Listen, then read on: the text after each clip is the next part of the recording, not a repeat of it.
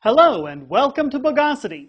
In these videos I will be looking at all sorts of bogus claims and hopefully make the world a little more skeptical, a little smarter, and a little less prone to frauds, scams, and sloppy thinking. In this first episode I will be looking at astrology. Despite how many people actually believe it, astrology is nothing but bogosity.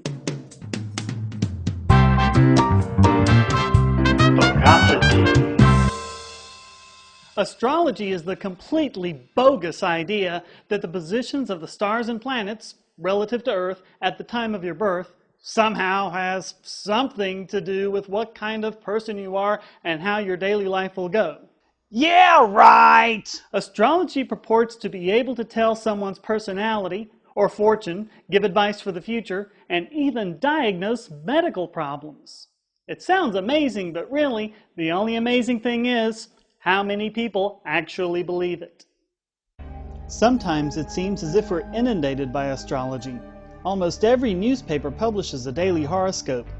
Okay, most of them put them in the entertainment section, or along with the comics, but how many papers have even a weekly column on science or astronomy? We have astrologers on talk shows telling us what to do. And even a former First Lady used an astrologer to help schedule her husband's affairs. We're talking the president here. And if you have a MySpace profile, your zodiac sign is listed right there in your details, whether you want it or not. So what is astrology all about? Well, it all has to do with the position of the sun, moon, and planets in relation to the stars. It actually starts out with some pretty sound astronomy. In the solar system, the sun, moon, and planets lie on or near something called the ecliptic. That's also called the solar plane.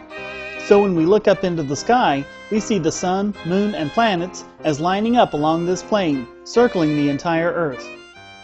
If you look all around the sky on this line, you'll see certain constellations that lie along it. These are known as the zodiac. Traditionally, there have been 12 constellations associated with the zodiac, which are known as the 12 houses, or signs. Astrologers attach a certain significance to these signs whenever the sun, moon, or planets become associated with them. Usually that means something called conjunction. The planet appears inside, along with, or roughly in front of the sign, or another planet, or whatever else the astrologer thinks is significant. Another meaningful relationship, according to the astrologers, is opposition, where the two are opposites, 180 degrees to one another. Other meaningful relationships might be 90 degrees or 60 or 30. But the most famous of all of them is the conjunction of the sun with the sign of the zodiac, known as the sun sign. For example, if you're like me and you were born on July 31st, your sun sign is Leo, because on that day of the year, the sun is in conjunction with the constellation of Leo, the lion. So I might decide to go to yahoo.com and see what today's horoscope holds in store for me. And I see